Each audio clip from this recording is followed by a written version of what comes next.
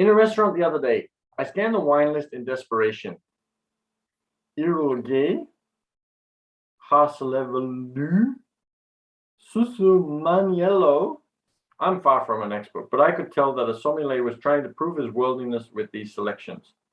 On the last page, I found Redemption, our French house wine, Réserve du Patron, Bourgogne, $52.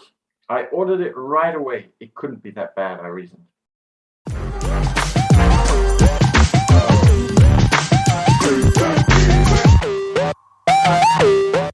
are open on all fronts. There we go, beautiful.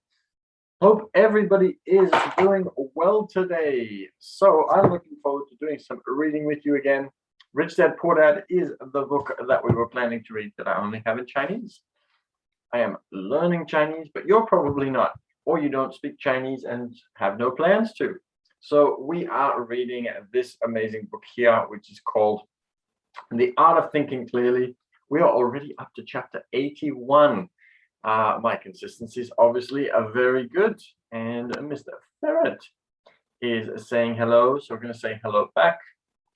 And the internet is a little bit slower to do that. That's okay. We'll just hit the follow button. Oh, there we go. Now it worked. Okay, so I know that, what is today? Thursday. So we've got one more day for the week today.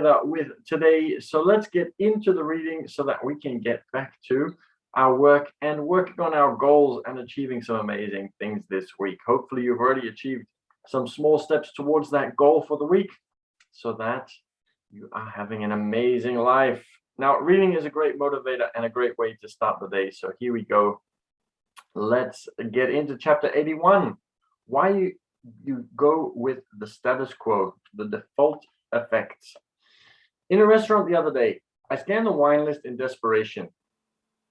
Irouléguy, Harslevelü, Susumaniello. I'm far from an expert, but I could tell that a sommelier was trying to prove his worldliness with these selections. On the last page, I found Redemption, our French house wine, Réserve du Patron, Bourgogne, $52. I ordered it right away. It couldn't be that bad, I reasoned. I owned an iPhone for several years now. The gadget allows me to customize everything: data usage, app synchronization, phone encryption, even how loud I want the camera shutter to sound. How many of these have I set up so far? You guessed it, not one. Now we're just going to let Mladen in, who is on the Zoom. So welcome, Mladen. Just going to quickly pin myself. There we go. Welcome, Mladen. In my defense, I'm not technically challenged. Rather, I'm just another victim of the so-called default effect. The default setting is as warm and welcoming as a soft pillow into which we happily collapse. Just as I tend to stick with the house wine and factory cell phone settings, most people cling to the standard options. For example, new cars are often advertised in a certain color. In every catalog, video, and ad, you see the new car in the same color, although the car is available in a myriad of colors. The percentage of buyers who select this default color far exceeds the percentage of car buyers who bought this particular color in the past. Many opt for the default.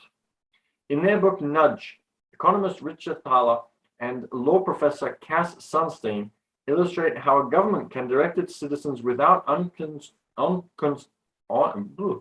unconstitutionally restricting their freedom.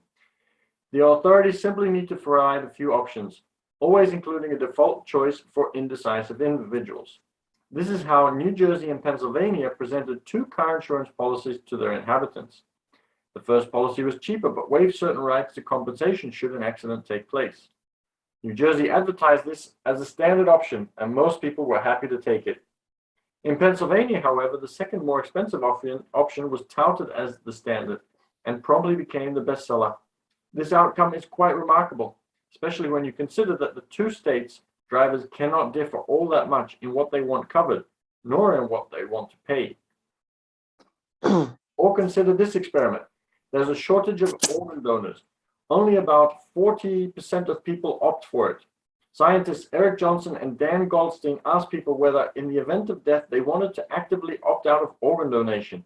Making donation the default option increased take-up from 40% to more than 80% of participants, a huge difference between an opt-in and an opt-out default.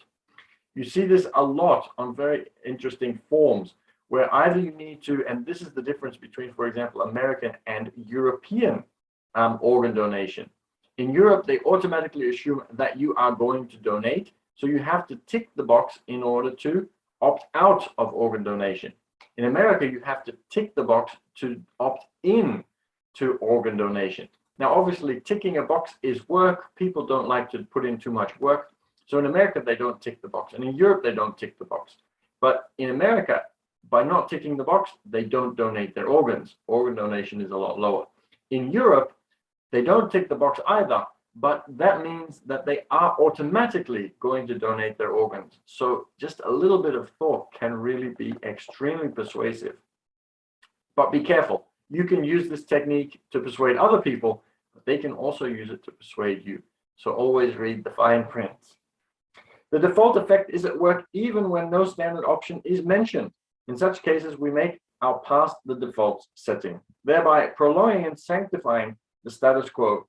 People crave what they know. Given the choice of trying something new or sticking to the tried and tested option, we tend to be highly conservative, even if a change would be beneficial. My bank, for example, charges an annual fee of $60 for mailing out account statements. I could save myself this amount if I downloaded the statements online.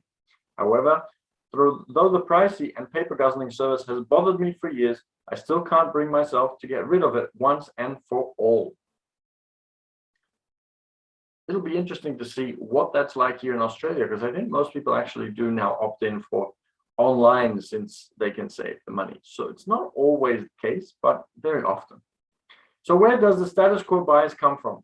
In addition to sheer convenience, loss aversion plays a role. Recall that loss upsets us twice as much. I think there needs to be an S at the end. That losses upset us twice as much as similar gains please us. For this reason, tasks such as renegotiating existing contracts prove very difficult.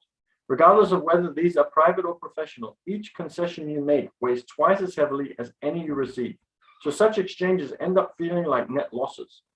Both the default effect and the status quo bias reveal that we have a strong tendency to cling to the way things are, even if this puts us at a disadvantage.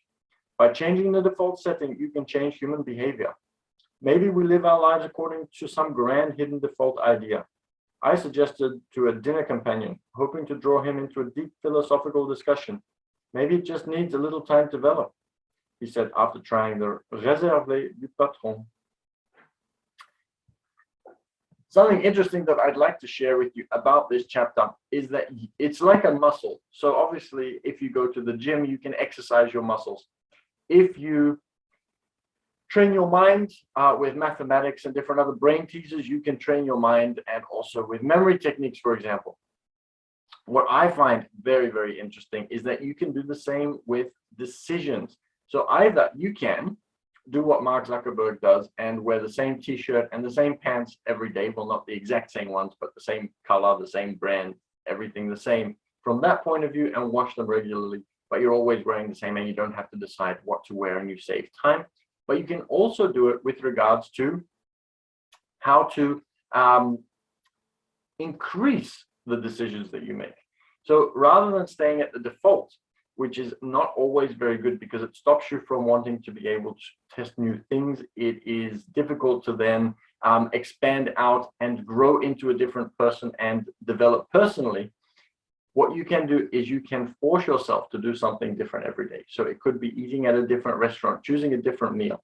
Very often people will look at a menu for, 5 minutes and then still go for the pasta that they would have gone for anyhow. So it's the same food all the time. So take that 30 seconds to decide on a meal in the restaurant, but force yourself to choose something different. Every once in a while, you might have something that you don't like. But again, from a personal development point of view, it doesn't matter whether you didn't like it. You can always still order something else or eat something at home after that meal. But by expanding your horizons, you are creating new neural networks in your mind by doing this reading together with me. You're also increasing your neural networks because you are doing some reading and exposed to new ideas and new thoughts. So this is a great way of being able to improve yourself as a person, and it also trains your brain to look for new alternatives, new ways of doing things, which is a lot of fun, but also very beneficial. I'm going to quickly say hello and thank you to Helen, who says that she is my fan now. So that is wonderful. I'm going to quickly hit you with a follow and look forward to being in touch with you. And thank you to Joe, who also sent something through. Looks like a little trophy or something like that. So that is wonderful. Thank you to everybody that joined.